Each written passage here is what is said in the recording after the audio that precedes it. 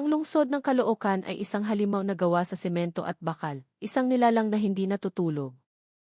Ang mga ugat nito ay ang libo-libong eskinita na nagsasanga-sanga, at ang dugo nito ay ang walang katapusang agos ng mga tao, jeepney at motorsiklo. Sa bawat sulok, mayroong ingay, mayroong buhay. Ngunit isang umaga ng Lunes, isang uri ng katahimikan ang bumalot sa isang bahagi ng lungsod, isang katahimikang mabigat, malamig at puno ng takot. Ito ang katahimikang dala ng balita ng pagkawala ni Maria Clara Santos, isang dalagang 19 na taong gulang, nasa huling taon na sa isang vocational school sa Grace Park. Ang ulat ng pagkawala, na isinampa ng kanyang pamilyang gulilat, ay agad na umagaw sa atensyon ng Philippine National Police. Hindi ito karaniwang kaso ng isang teenager na naglayas. Si Clara ay kilala bilang isang responsableng anak at masipag na mag-aaral.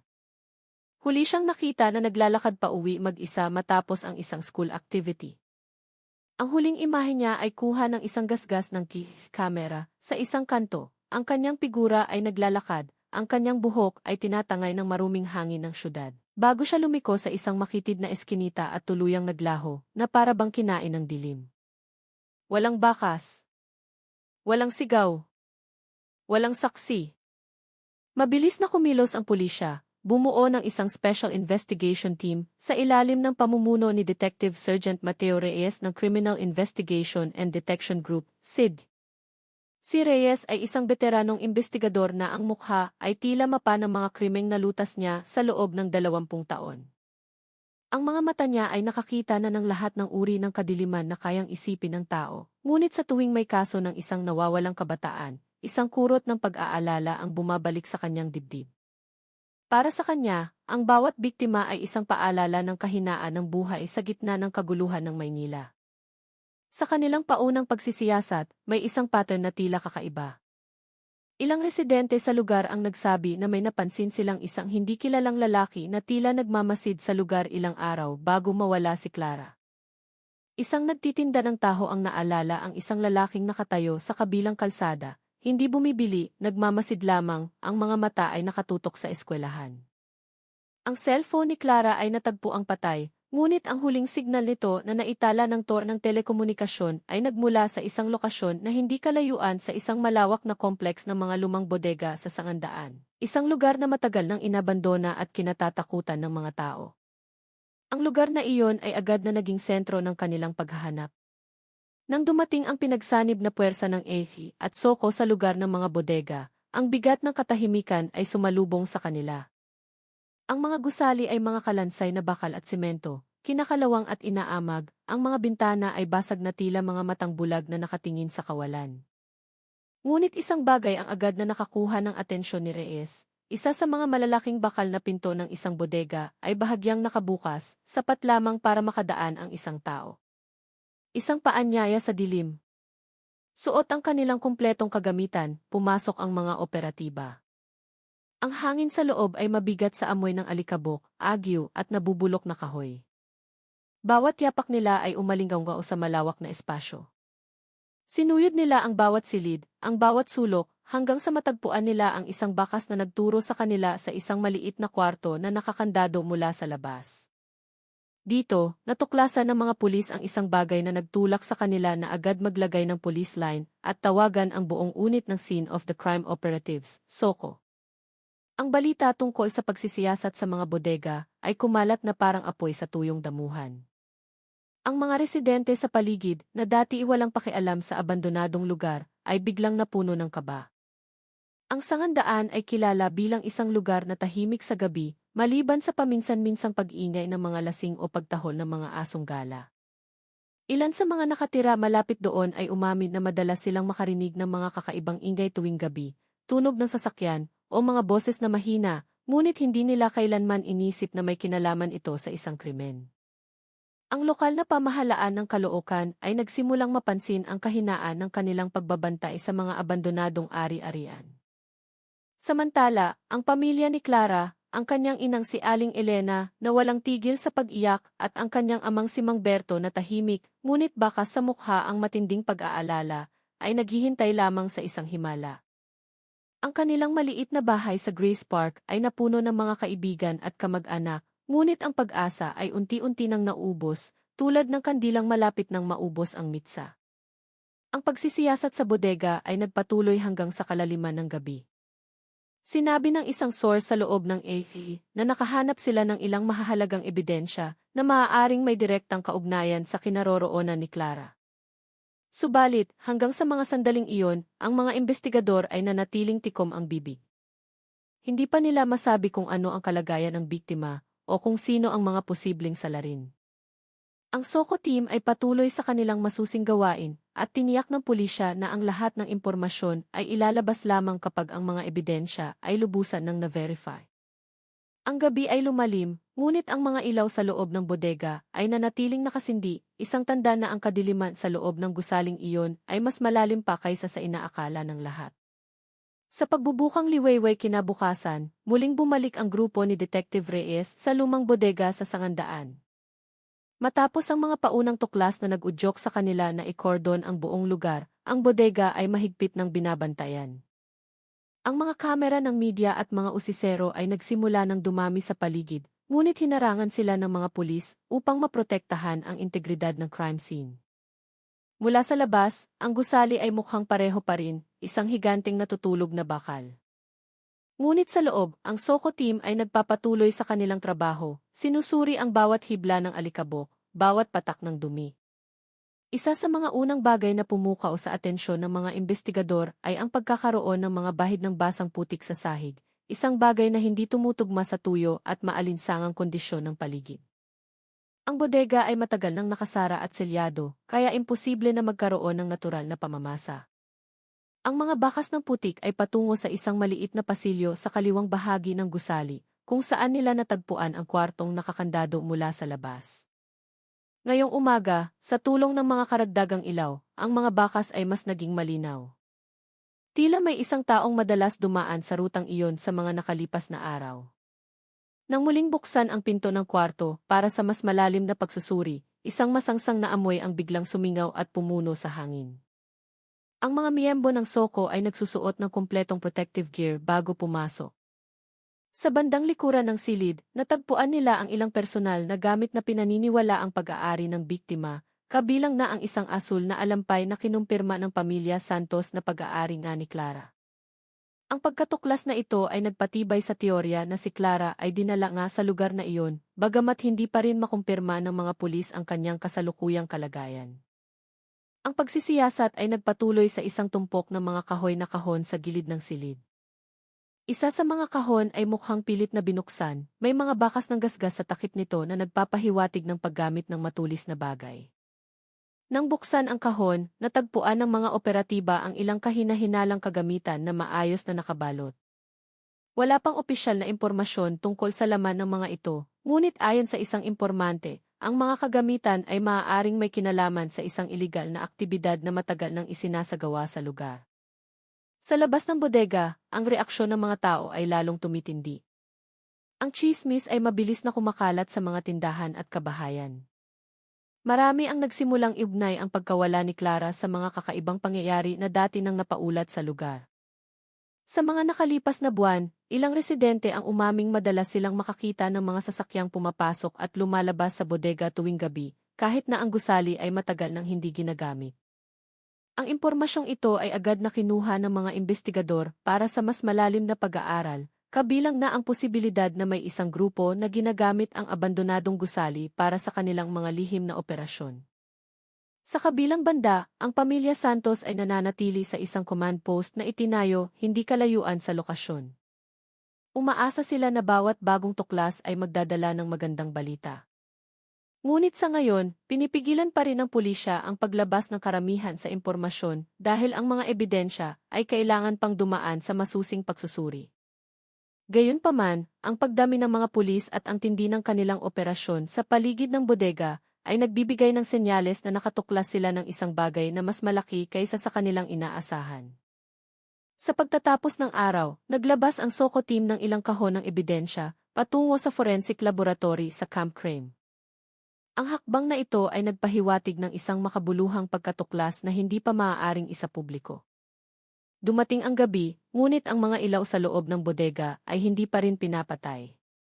Ang pagsisiyasat ay nagpapatuloy at isa-isang binubuksan ang iba pang mga silid upang matiyak na walang karagdagang ebidensya na makakaligtaan. Ang sitwasyon ay lalong nagpapataas ng kuryosidad ng publiko tungkol sa kung ano nga ba talaga ang itinatago ng lumang gusaling iyon sa sangandaan. Ang ikatlong umaga mula nang mawala si Clara ay nagsimula sa isang mas maigting na tensyon sa paligid ng bodega sa sangandaan. Ang police line ay pinalawak pa, isang senyales na may karagdagang lugar na isinama na sa investigasyon. Ang team ni Detective Reyes, kasama ang mga piling miyembro ng SID, ay muling pumasok sa lugar na may mas kumpletong kagamitan, kabilang na ang isang negatibo, unit na kararating lamang bandang alas 6 ng umaga. Ang asong si Raja, isang Belgian Malinois na sanay sa paghahanap, ay dinala upang suriin ang mga lugar na hindi kayang abutin ng mata ng tao. Sinimulan ni Raja ang pag-amoy mula sa pangunahing pasukan ng bodega, pagkatapos ay dahan-dahang gumalaw patungo sa makitid na silid kung saan natagpuan ang ilang ebidensya. Ngunit ang ikinagulat ng lahat, bigla itong huminto sa isang sulok ng pader na mukhang ordinaryo lamang. Paulit-ulit na tumahol ang aso habang kinakalmot ang sementadong sahig. Matapos ang mano-manong pagsisiyasat, natuklasan ng mga pulis ang isang maliit na siwang sa semento na dati natatakpan ng makapal na alikabok. Nang alisin ang bahagi ng alikabok, isang malabong linya na hugis parisukat ang lumitaw, isang pahiwatig na ang bahaging iyon ng sahig ay maaaring buksan. Agad na nagdala ang mga operatiba ng mga kagamitang pantanggal. Matapos ang ilang pagsubok, ang parisukat na semento ay dahan-dahang umangat, nagbubunyag ng isang madilim na butas na tila daanan patungo sa isang basement. Ang silid na ito ay hindi nakalista sa blueprint ng gusali na nakuha ng mga investigador. Ang pagkatuklas na ito ay agad na nagdulot ng malaking interes dahil ang pagkakaroon ng isang lihim na silid ay isang malakas na indikasyon ng mga nakatagong aktibidad sa loob ng bodega. Nang itutok ang malalakas na flashlight sa ilalim, isang hagdanang gawa sa kahoy ang nakita, marupok na ngunit mukhang magagamit pa. 2 armadong pulis ang unang bumaba, sinundan ng SOCO team. Ang hangin sa loob ng basement ay mas maalinsangan at mabigat kumpara sa itaas. Ang masangsang na amoy ay muling naramdaman. Ang mga pader ay puno ng mga bakas ng mga pinunit na poster, na tila ang lugar ay dating ginamit bilang pansamantalang tirahan. Sa isang sulok, natagpuan ng mga operatiba ang 3 manipis na kutson na hindi maayos na nakasalansan. Mga maliliit na bagay ang nakakalat sa paligid nito, kabilang ang mga plastik na bote ng tubig, mga balat ng biskwit, at isang punit na papel na hindi pa matukoy kung ano ang nakasulat. Ngunit ang pinakaumagaw ng pansin ay isang malaking tabla ng plywood na nakasandal sa pader. Nang ilipat ang tabla, isang maliit na pinto ang natuklasan, patungo sa isang pasilyo na halos kasing taas lang ng baywang ng isang tao. Ang pasilyo ay mukhang bago pa lamang ginamit, ang lupa ay basa at may mga bakas ng yabag na hindi pa natutuyo. Habang isinasagawa ng team ang pagsisiyasat sa basement, inaresto naman ng mga pulis sa itaas ang ilang lalaki na kanina papalakad-lakad sa paligid ng lugar. Isa sa kanila, isang lalaking kinilalang si Mang Kiko, ay halatang ninenerbiyos ng tanungin kaya't dinala siya sa presinto para sa masusing interogasyon. Bagamat wala pang opisyal na pahayag ang pulisya, hinala ng mga saksi na ang pag-aresto ay may kinalaman sa mga kahina-hinalang aktibidad sa bodega. Ang mga chismis ay lalong kumalat sa mga residente. May mga naniniwala na ang bodega ay matagal nang ginagamit ng isang sindikato para sa human trafficking. Ang iba naman ay naghihinala na ang pagkakaroon ng basement ay nagpapakita ng isang operasyong matagal nang isinasagawa ng walang nakakaalam. Bagamat ang mga impormasyong ito ay hindi pa kumpirmado, ang pagkabalisa ng mga tao ay lalong tumitindi. Nagsimula silang magtanong kung paano ang isang napakalaking lugar ay nakaligtas sa pagbabantay ng mga otoridad sa loob ng napakaraming taon. Ang pamilya ni Clara ay patuloy na naghihintay ng balita. Hindi sila pinapayagang lumapit sa lugar ng bodega, ngunit tiniyak ng pulisya na ang pagkilala sa mga natagpuang gamit ay isinasagawa sa kanilang tulong. Pagsapit ng tanghali, muling naglabas ang SOCO team ng ilang kahon ng ebidensya mula sa basement. Ang mga kahon ay mahigpit na selyado, nagpapahiwatig ng pagiging sensitibo ng impormasyong dala nito. Sinabi ng mga opisyal sa lugar na hindi pa tapos ang pagsisiyasat at mayroon pang ilang lihim na silid na kailangang suriin. Ang atensyon ng publiko ay lalong nakatuon sa kasong ito, lalo na nang kumpirmahin ng pulisya na ang basement ay hindi ang huling natuklasan. May bagong indikasyon na ang lumang gusali ay konektado sa ibang lokasyon sa labas ng complex ng bodega, na nag-udyok ng isang malaking tanong, gaano kalawak ang network na sangkot sa pagkawala ni Clara Santos. Pagsapit ng hapon, habang tinatapos ng mga investigador na imapa ang buong basement ng bodega, isang bagay ang nagpatigil sa kanila. Hindi ang silid mismo ang nakakuha ng kanilang pansin, kundi ang kakaibang istruktura ng pader sa hilagang bahagi nito. Ang pader na iyon ay iba sa lahat, mas bago, mas matibay at hindi tugma sa lumang disenyo ng gusali. Nang katukin ito, may mahinang alinggaw na narinig na para bang mayroong espasyo sa likod nito. Agad na tinawag ang technical team upang suriin ang istruktura gamit ang isang portable ground-penetrating scanner. Ang resulta ng scan ay nagpakita ng isang silid sa likod ng pader, may sukat na humigit kumulang 3 metro por 2 metro. Walang nakikitang pinto, kaya't hinala nila ay sinadya itong isara upang itago ang pagkakaroon nito. Matapos matiyak na ligtas gawin, sinimula ng team na basagin ang gitnang bahagi ng pader gamit ang isang hydraulic hammer. Inabot ng halos 2 oras ang proseso. Nang sa wakas ay bumigay ang pader, isang maliit at madilim na silid ang nabunyag. Sa loob, may ilang bagay na agad na nagdulot ng panibagong alon ng kaba. Mayroong 2 upuang bakal na may mga tali na luma na, isang maliit na mesa na puno ng mga gasgas, at isang tabla na nakahandu sa isasahig. Sa kanang pader, may mga malabong sulat na hindi mabasa ng basta-basta. Kinunan ito ng Soko team ng mga detalyadong litrato para sa pagsusuri. Ngunit ang nagpabago sa buong eksena ay isang maliit na bakal na pinto sa sahig ng silid. Mukha itong daanan patungo sa isang imburnal o isang maliit na tunel. Nang suriin, natuklasan ng mga operatiba na hindi ito nakakandado. Dahan-dahan nila itong binuksan, at isang amoy ng basang lupa at halumigmig ang sumingaw. Nang itutok ang flashlight sa ilalim, hindi makita ang dulo nito. 2 pulis ang bumaba gamit ang safety ropes. Sinundan nila ang pasilyo na tila humahaba patungo sa kanluran. Lumipas ang 15 minuto bago tumunog ang kanilang radyo. Pautal-utal ang boses ng isa sa mga pulis, ngunit malinaw ang kanyang sinabi, ang pasilyo ay konektado sa isang mas malawak na silid na mukhang mas moderno kaysa sa ibang bahagi ng bodega.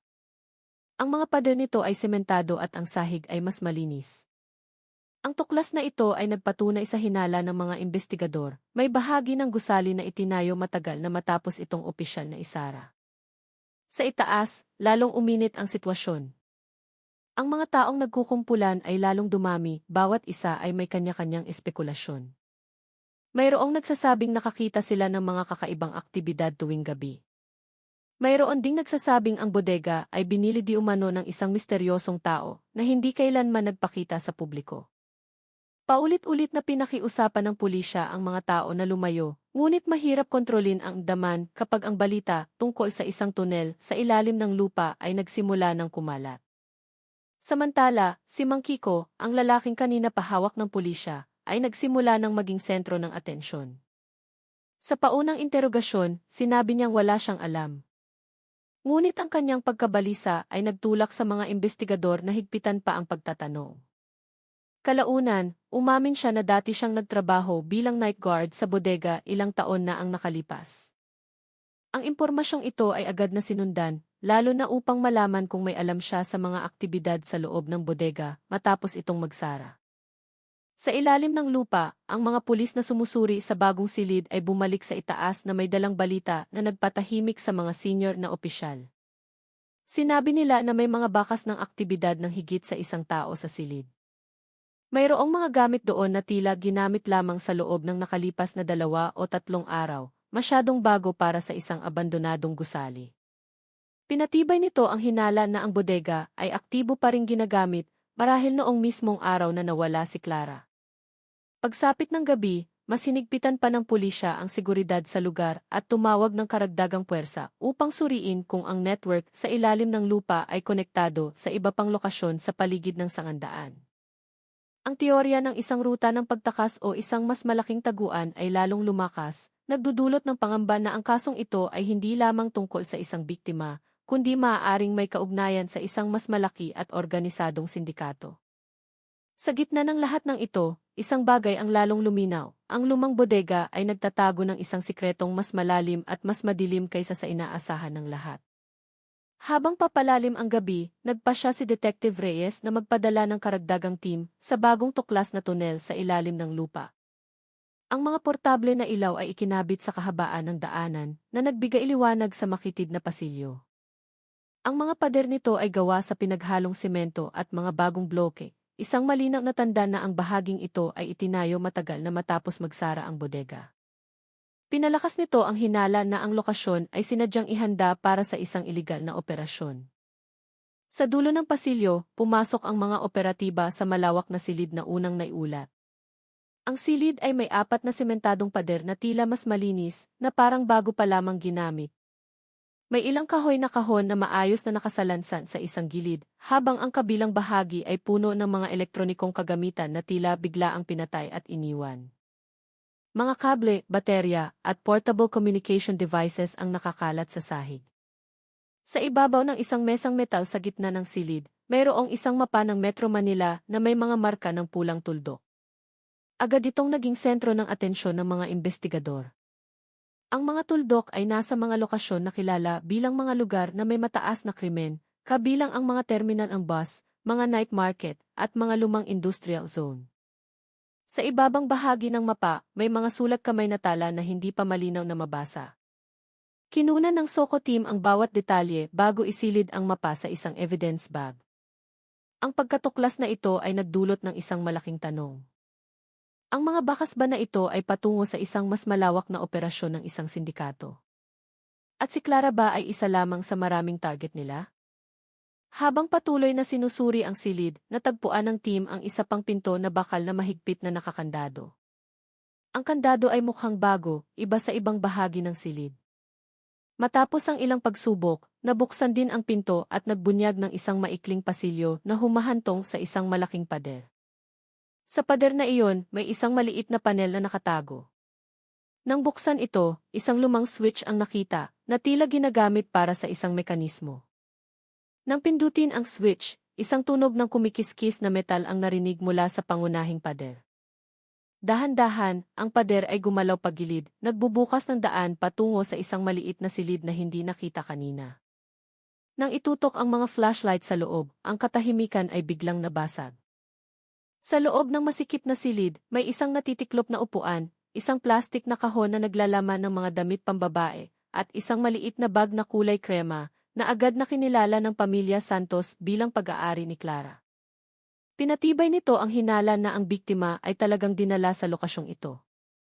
Ngunit hindi lamang mga gamit ni Clara ang nasa loob ng silid. Sa isang sulok, natagpuan ng mga operatiba ang isang maliit na kamera na nakatago, nakatutok ng direkta sa upuan. Ang kamera ay konektado sa isang kable patungo sa isang recording device na tinanggal na at nawawala. Hinala ng mga investigador na sinadya itong kunin ang salarin bago tumakas. Ang katotohanan ito ay nagbigay ng ideya na may isang taong nagmamanman sa silid na ito ng real-time. Sa itaas, isang senior na investigador ang nag-anunsyo sa mga tauhan na ang mga footage sa paligid ng bodega na dating itinuturing na hindi mahalaga ay isa na ngayong kritikal na ebidensya. Ilang minuto ang lumipas, ang digital forensics team na sumusuri sa kihi mula sa isang tindahan sa tapat ng bodega ay nagulat ng isang nakakagulat na tuklas. Kagabi, ilang oras lamang bago unang pumasok ang mga pulis, isang itim na van ang nakitang huminto sa tapat ng gusali sa loob ng halos 10 minuto. Bagamat hindi malinaw kung sino ang mga pasahero, ang kilos ng sasakyan ay nagpapakita ng pagmamadali sa isang kahina-hinalang oras. Agad na isinailalim ng pulisya ang plaka ng sasakyan sa pambansang database. Lumabas sa paunang resulta na ang sasakyan ay namataan din sa mga probinsya ng Bulacan at Pampanga sa nakalipas na 2 buwan. Ang bawat pagkakataon ay kasabay ng ulat ng pagkawala ng 2 dalaga na hanggang ngayon ay hindi pa natatagpuan. Ang koneksyong ito ay nagpalawak sa investigasyon mula sa isang lokal na kaso patungo sa isang posibleng serial kidnapping ring. Ang mga residente sa paligid ng bodega ay lalong nataranta ng kumalat ang balita. Sinimulan nilang tawagan ang kani-kanilang pamilya, tinitiyak na ang kanilang mga anak ay umuwi ng maaga. Marami ang nagpasya na isara ang kanilang mga tindahan ng mas maaga. Ang sitwasyon ay nagtulak sa lokal na pamahalaan na magpadala ng karagdagang mga tanod sa ilang lugar upang mapakalma ang mga tao. Nang bumalik sa itaas ang mga investigador matapos suriin ang lahat ng bagong silid, dala nila ang napakaraming ebidensya na nagpapatibay sa teorya ng isang organisadong sindikato. Ngunit, isang malaking misteryo pa rin ang nananatili. Ang mga bakas na patungo sa kinaroroonan ni Clara ay hindi pa rin kumpleto. Ang mga personal na gamit niya ay nagpapatunay na naroon siya, ngunit walang malinaw na senyales kung saan siya dinala. Sa kalaliman ng gabi, nagpasya ang mga investigador na suriin ang lugar sa paligid ng bodega na maaaring konektado sa tunel. Ang hinala na ang pasilyo ay maihigit sa isang labasan ay lalong lumakas. Kung totoo ito, maaaring nagtagumpay ang salarin na tumakas dala ang biktima gamit ang isang rutang hindi pa natutuklasan. At habang ang Caloocan ay nagsisimula ng tumahimik, ang investigasyon ay lalong tumitindi na may isang tanong na nakabitin sa isipan ng bawat pulis. Ano nga ba talaga ang naghihintay sa kanila sa susunod na lokasyon? Kinabukasan, ang pinagsanib na puwersa ay muling dumagsa sa lugar ng bodega na may bagong focus. Hanapin ang isa pang labasan ng tunel na pinaghihinala ang ginamit ng mga salarin sa pagtakas. Matapos matagpuan ang bag at damit ni Clara, ang prioridad ng mga investigador ay nagbago mula sa pagbubunyag ng iligal na aktibidad patungo sa paghahanap sa biktima na posibleng buhay pa. Isa-isang sinuri muli ang mga tunel gamit ang isang georadar device, naghahanap ng anumang abnormalidad sa istruktura ng lupa sa paligid. Bandang 9:00 ng umaga, nakadetekta ang georadar ng isang mahabang guwang na patungo sa timog kanluran. Ang guwang ay tila mas malawak kaysa sa unang natagpuang tunel, at nasa 6 na metro ang lalim mula sa ibabaw. Pinagtibay nito ang hinala na ang bodega ay bahagi ng isang mas komplikadong network sa ilalim ng lupa. Nagsagawa ang pulisya ng maliit na pagbabarena upang kumpirmahin ang direksyon ng guwang. Nang ibaba ang isang fiber optic camera, isang makitid na tunel ang nakita, ang mga dingding ay lupa na pinalakas ng mga troso. Hindi ito natural. May nagtayo nito na may tiyak na layunin. Dahan-dahang umikot ang kamera at nakita ang mga bakas ng paa na papalayo sa bodega. Wala nang duda. Ginamit ng salarin ang daanang ito upang maglabas ng isang bagay o isang tao nang hindi napapansin.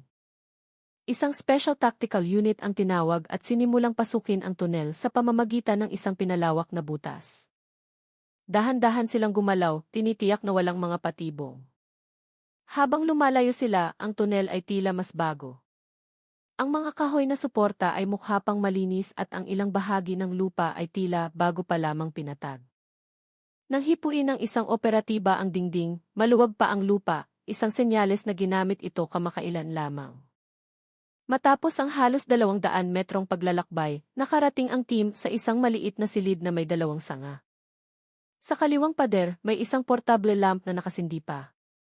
Mahina ang ilaw nito, ngunit sapat na upang ipakita na may isang taong kararating lamang doon. Sa sahig, may mga bakas ng sapatos na magkakaiba ang sukat. Isa sa mga bakas ay mas magaan, tila pag-aari ng isang dalaga. Sa isang sulok, natagpuan nila ang isang bote ng tubig na may kalahati pang laman at isang maliit na piraso ng tela. Nang suriin, ang tela ay may disenyong katulad ng damit na madalas isuot ni Clara. Bagamat hindi pa makumpirma kung ito ay sa kanya, ang bote ng tubig na may laman pa ay nag-udyok ng malakas na hinala na maaaring buhay pa ang biktima nang dalhin siya sa daanang ito. Naghati ang team upang suriin ang 2 sanga ng tunel. Ang kaliwang sanga ay tila mas madalas gamitin na may masiksik na lupa at mga bakas ng maliit na gulong. Ang kanang sanga ay mas madilim at masikip. Nagpasya ang team na mag-focus sa kaliwang sanga sa pag-aakalang iyon ang ginamit ng salarin. Sa dulo ng kaliwang sanga, ang tunel ay humantong sa isang malaking pinto na gawa sa kahoy na bahagyang nakabukas. Nang itulak ito, natural na liwanag ang pumasok. Ang pinto pala ay patungo sa isang lumang residential area na halos 1 kilometro ang layo mula sa bodega. Ang lokasyon ay isang bakanting lot na puno ng matataas na talahib, perpektong lugar upang pumasok at lumabas ng hindi napapansin. Malinaw ang mga bakas ng gulong ng sasakyan sa tuyong lupa. Ang mga bakas ay bago marahil wala pang 24 oras. Agad na sinundan ng mga pulis ang direksyon ng mga bakas at natuklasan na patungo ito sa isang maliit na kalsada na direktang konektado sa North Luzon Expressway, LEX, patungong Pampanga. Pinatibay nito ang hinala na ang mga salarin ay hindi lamang nag-operate sa Caloocan. Samantala, nagtagumpay ang Digital Forensics Team na basahin ang ilan sa mga tala sa mapa. Lumalabas na ang mga pulang tuldok ay hindi lamang mga lokasyon ng krimen, kundi mga lugar kung saan may mga naitalang kaso ng pagkawala. Ang ibang mga tala ay naglalaman ng mga inisyal at petsa na hindi tugma sa kaso ni Clara, nagpapakita na ang operasyong ito ay mas matagal nang isinasagawa kaysa sa inaakala. Malinaw na ngayon na ang bodega sa Sangandaan ay isa lamang sa maraming base ng sindikatong ito. Sa labas ng lugar, lalong nataranta ang mga residente matapos marinig ang mga bali-balita tungkol sa tunel at ang koneksyon nito sa iba pang mga kaso. Nagsimulang magpadala ang lokal na pamahalaan ng karagdagang patrol sa ilang lugar. Pagsapit ng hapon, habang pabalik ang mga investigador, isang bagong ulat ang pumasok mula sa command center. Ang itim na van na nakunan ng TV ay namataan sa isang rest area sa NLEX patungong Pampanga, ilang oras lamang matapos tumakas ang salarin. Ang lokasyong iyon na ngayon ang bagong focus ng team. Lahat ng indikasyon ay patungo sa isang bagay, ang mga bakas ni Clara ay papalayo sa lungsod, at kung hindi kikilos ng mabilis ang pulisya, ang pagkakataong matagpuan siyang ligtas ay maaaring maubos na. Ngunit sa gitna ng lahat ng pag-aalala at pagmamadali, isang malaking misteryo pa rin ang bumabalot sa kaso. Sino ang utak sa likod ng buong network na ito, at paano sila nakapag-operate ng hindi natutuklasan sa loob ng napakaraming taon?